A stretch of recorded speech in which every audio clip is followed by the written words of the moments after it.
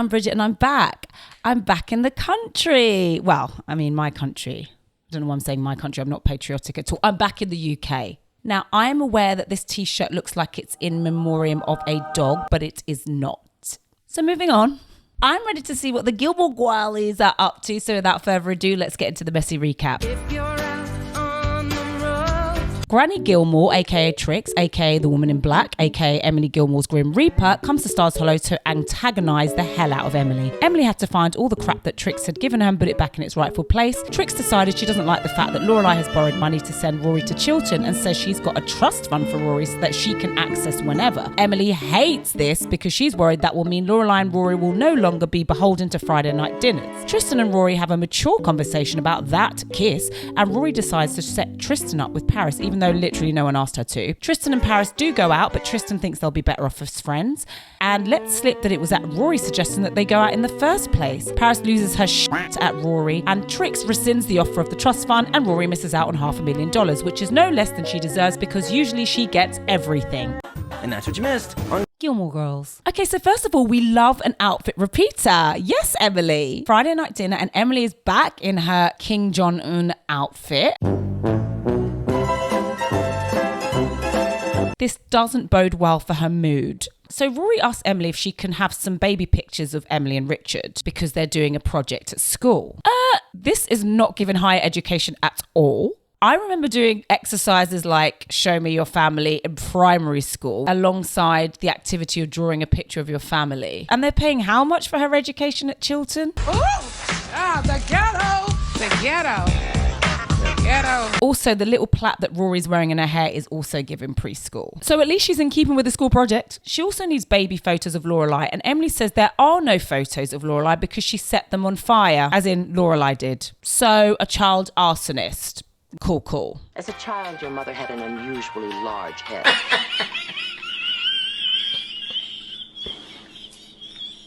And I'm sorry, I howled. Emily is back for good.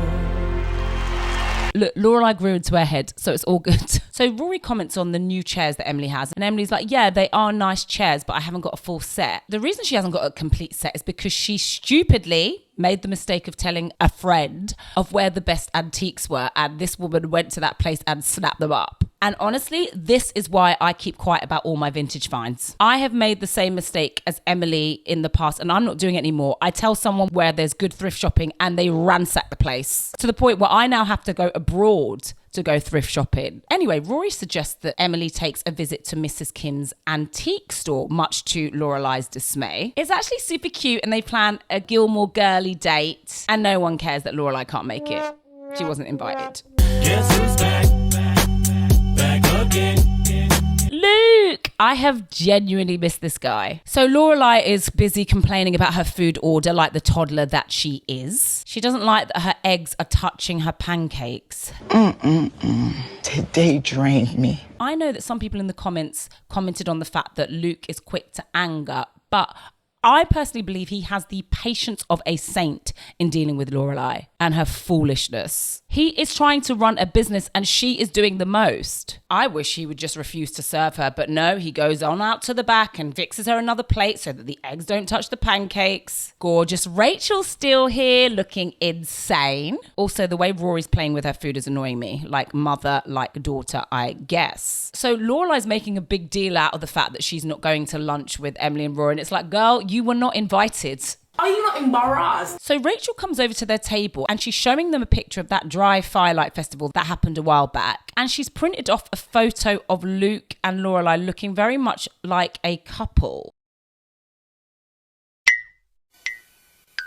Luke's face is my face. Like, okay, girl. Then she starts complimenting Lorelai's physical features and is like, wow, your eyes are amazing. Aren't her eyes amazing, Luke? Luke, aren't her eyes amazing? Wait a damn minute.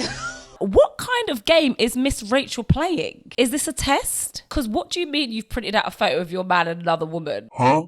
Anyway, she's also taken a picture of this old ass inn. Couldn't help but wonder. How big is Stars Hollow that Lorelai barely knows where this inn is? I thought Stars Hollow was small. Anyway, Lorelai is intrigued about the inn and Rachel says she should go with her to see it. Why? What is Rachel on?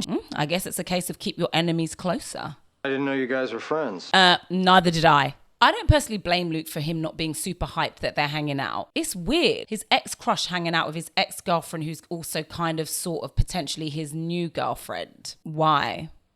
Together. Is this bothering you? This conversation, yes. No, the idea of Rachel and I hanging out together, is there, some reason that's weird for you or something? Why would it be? No reason I can think of. Oh. Don't gaslight that man. So at the Independence Inn, there are a group of East Asian businessmen and there's a translator, but Lorelai is not slowing down enough for the translator to finish what she's saying, and it is a hot mess. Guess who's back again? Rune.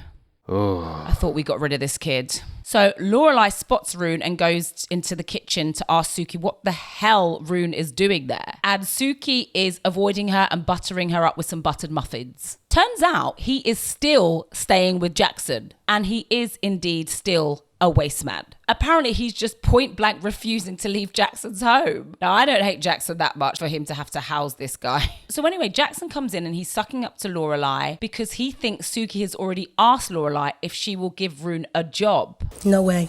No way. No thank you. Rune is rude. He can stay jobless. Not only does Suki want Lorelai to give Rune a job, she also wants him to live on the premises. You done lost your damn mind. When you get your damn mind, you call me. Suki's like, why can't he just stay in the old potting shed? The old potting shed? That's where Rory and I lived when she was a baby. It has memories and little rosebud wallpaper. Okay, enough of the Orphan Annie story. You could have gone back to Emily and Richard Gilmore's mansion at any point. No one told you to live in a damn shed. Anyway, in a strange twist of events, Lorelai actually decides to be an incredibly decent friend and say yes to Suki's suggestion. Wow. Rory and Lorelai have really done a 180 on the friendship front. Proud of both of them. The minute I see Max Medina, my disdain will return. So Emily and Rory are about to have their girly date and I love it. Oh, I love Emily's car as well.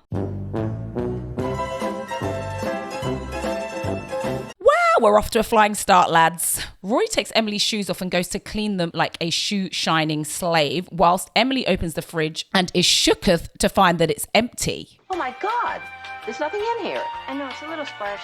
It's the grapes of wrath. Emily is too funny. She pulls off this random plate off the shelf, and I hate to admit it, I have random shit like that in my house. Exhibit A. Oh, God, are we back to me having similarities with Lorelai? Well, I didn't really want to be here. So the newly found frenemies are taking a stroll around this old-ass inn. I have to say, it's actually beautiful. It kind of reminds me of homes in New Orleans. Can I ask what the fascination with this place is? Ma'am, you were actually the one that insisted that we go on this visit in the first place. So what do you mean? So now I'm thinking maybe Rachel is luring Lorelai to her death. She's taken her to an abandoned building. No one will hear her scream type shit. But no. It turns out that Suki and Lorelai have been wanting to open up their own inn for the longest time. How convenient. So the girls are trading stories about their dreams from when they were younger. And again, why? Y'all don't need to be friends. Side note, I hate it when I'm friends with a guy and then he gets a girlfriend and I am forced to be friends with her, even though I would never have been friends with her if it wasn't for him. Just because you like her doesn't mean I have to. So now Rachel is confiding in Lorelai about her relationship with Luke. She claims she wants to get serious with Luke. But why is she confiding in Lorelai, someone who she's just met? Has she not got any other girlfriends? So Emily is in tennis shoes or ugly dad trainers. What are those? But I think she looks cute. Guess who's back again? Mrs. Kim's antique store with the missing Mr. Kim. So Emily walks in and is cussing the store for there being stuff everywhere and then immediately spots something that she loves. So Lane turns up and she's like, I need to speak to Rory like now. So the cute Asian guy from the Chiltern party hasn't called. It's been a week. So Lane's freaking out and Rory is doing her best to calm her down and convince her that he will call. So seemingly overnight, Rory has matured and has become a model friend. She does, however, tell Lane that she can't dance. I beg to differ. Also, where are your dance credentials, Rory? I'll be waiting for them, along with the evidence of you being smart. I'll wait. Guess who's back again? Mrs. Kim. I didn't realise how much I missed her until I saw her. Emily is haggling, and obviously we know Mrs. Kim drives a hard bargain, and they are well matched, evenly yoked. Sign. Look on the bottom. Are they signed? Look on the bottom. They're signed. How do I know that's authentic? You have my word. And a letter of authentication. That too. It's like watching the Williams sisters. I wish we had popcorn. Salty. I won't take it. Then someone else will. Eventually, maybe. I can wait. So can I. That's my last offer. I'll think about it. I'll waive the tax. And throw in delivery. We appreciate your business. I think they both won. Emily is exactly me when I secure a bargain. Everything is brighter. I was recently in Madrid for work and I found this road with all these amazing thrift pieces and I was buying things left, right and centre and I completely forgot that I was burning in hell in 40-degree heat. So back at the inn and Michelle is having to deal with Rune. This does not bode well. Also, why does Rune dress like he's in Peaky Blinders? You speak English? Absolutely not this. Michelle is not the one nor the two. Here.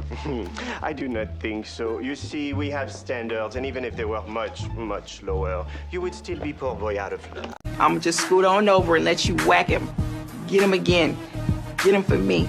You've cut me to the quick out of here, teeny tiny. I will only be pushed so far, And pal. obviously, it's down. So Lorelai arrives and explains who Rune is, and Michelle is in disbelief. Rune makes Lorelai carry his bag to his accommodation, and honestly, this is the state of man in 2025. Jobless, rude, and useless. I said what I said. Rory brings Emily to the Independence Inn, and Emily is impressed. It's happening. It's happening.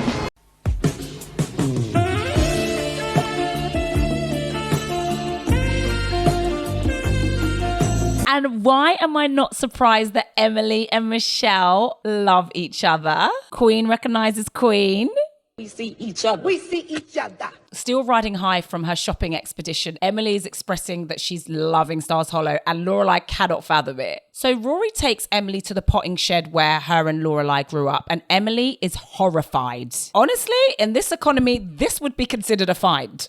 Sign me up to the potting shed. But Emily cannot bear it and she flees the scene.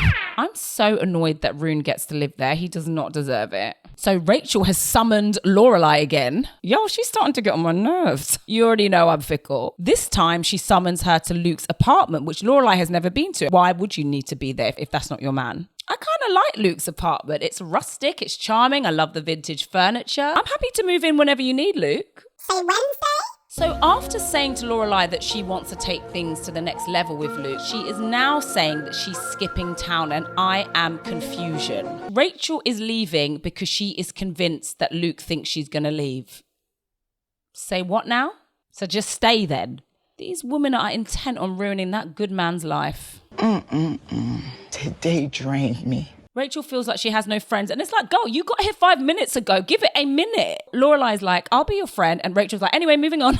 She then asked Lorelai to put in a good word for her with Luke. If I was Lorelai, I would have said no. Luke comes back into his own apartment and 3 is most definitely a crowd. So Rory is pretending to study again with Lane. They did Lane dirty for that top for real. Meanwhile, Rory, on the other hand, is there looking like a damn oil painting. She looks beautiful. Anyway, Henry did call Lane. He left a message on her answering machine and Lane listened to it a number of times, but then Mrs. Kim came back, so she had to delete the number and then she ended up breaking the machine. She's doing what we all do and overanalyzing the message. She's losing the plot and changing the narrative to fit her own paranoia. We've all done it. So Henry wants Lane to call him back. And Lane is worried because that means he's going to ask her on a date. Stay with me. I didn't understand it either. If they end up dating, then eventually Lane will have to introduce Henry to Mrs. Kim and her imaginary dad. And they will love him because he's Korean and going to be a doctor. You getting that? I'm getting it. I don't get it. Anyway, Emily calls up Rory and asks her what her favourite colour is and what her favourite band is. Although she doesn't give her many decent musical options to choose from. She's clearly planning something. Not another random dry party, I beg. Emily, I beg. Well, what about that other group, the Backside Boys? Dead. So Lorelai heads back down to the diner to do Rachel's bidding, and Luke is kind of in a weird mood. I'm not sure Rachel brings out the best in Luke like somebody else could. Like me, for example. Just for example. It should have been me, not him! It's not fair! So So Lorelai is following Luke around and he is visibly uncomfortable. And Lorelai's like, you don't like me hanging out with Rachel. Leave the man alone. Luke's like, don't you go getting attached to Rachel because she will eventually leave you high and dry too. Lorelai tries to convince him that maybe this time Rachel's here to stay. And Luke's like, please, do you mind ever so much not talking about me behind my back? Thank you so much. But Lorelai is a woman on a mission for a girl who she barely knows. Lorelai's like, you don't know when this kind of relationship's going to come back around. And then she's like, unless there's some reason that you don't want to. I'm so tired, child. I'm so tired. I'm really tired. Ma'am, you have a boyfriend. Anyway, Luke's like, there's no other reason. Shame. So it's movie night in that cute bookshop and the Gilmore girls are catching up on the weird conversation that Rory had with Emily on the phone. Lorelai is so consumed with having to know every little detail as usual. God forbid Rory wants to have a separate relationship with her own grandmother. Anyway, they are committing the cardinal sin of talking in the movies and Kirk is not here for it. To be fair, the film hasn't started yet. I actually thought Kirk was going to murder Lorelai dead for real. Rachel and Luke come in for date night because there's literally nowhere else to go in this town. And Lorelai keeps staring at Luke and Rachel and chatting about them with Rory and it's giving jealousy. Now, I am also jealous, but I've never treated him badly. Kirk's phone ends up ringing in the movies after he complained about the Gilmore girls talking. Friday night dinner and a deranged Emily awaits. Good. She drags Rory into the house and shows her to her new bedroom. Well, it's the thought that counts. Emily is still reeling from the fact that Lorelai and Rory lived in that potting shed. I saw it. I saw that horrible little pit you so proudly ran to. I saw what you chose over your own family. You would have lived in the gutter, in the street, in a cardboard box, anywhere, as long as you didn't have to be near us. Isn't that true? Mom? Isn't that true, Lorelai? Mom, I was very young, and I was very unhappy, and I needed to be someplace that wasn't here. Excuse me. This is too real. Again, I see both sides. I just wish they could get it together. So Lorelai and Rory get back to Stars Hollow and Rory's taking the blame for showing Emily the potting shed. It's obviously not her fault at all. She also asks a question that we all want to know the answer to. Are Emily and Lorelai ever going to be able to have a proper conversation about the past and keep it pushing? No. So they head to Luke's diner and order coffee. It must be, 10 p.m. now? Girl. Rachel thanks Lorelai for talking to Luke and says he's actually cleared out a sock drawer for me. Yay. Rory girl, there is nothing in that mug. Huh. Does it taste different to you? Yeah, it tastes different. It tastes mostly of air. So Lorelai brings Rory and Suki to the busted down inn and Suki is pretending that she's not happy about it, but secretly she's gagged, she's gooped, she's hyped. And I do hope that Lorelai and Suki can make it work. How Lorelai's going to fix up a whole busted down inn with all her jobs and her roster of men, I don't know. And that's the end of the episode. Rory stays where she is. She is proving to be a very mature young lady and a great supportive friend to Lane. I guess people can change. Lorelai, I'm on the fence because she's blatantly jealous of Rachel, but also did put in a good word for her. Emily, gonna need you to deal with that unhealed trauma, girl, but you did a cute thing for Rory and obviously it comes from a place of love. Luke, you can come up a bit. You showed your vulnerability and made room for Rachel in your life. Rachel, you are just getting off the starting block because I don't trust you. She better not try me. I mean Luke. Rune, bottom of the barrel stuff. And that's it. Now, one thing I love about Gilmore Girls is the continuity. I love that you can follow the stories and that they don't get resolved in one single episode. It's fun. Anyway, hope you enjoyed and see you next time for more shenanigans. Okay, bye. Gilmore Girls, if you follow, there's a prize. Just kidding, there's no prize, but if you follow along and subscribe, I'll post more videos. Subscribe.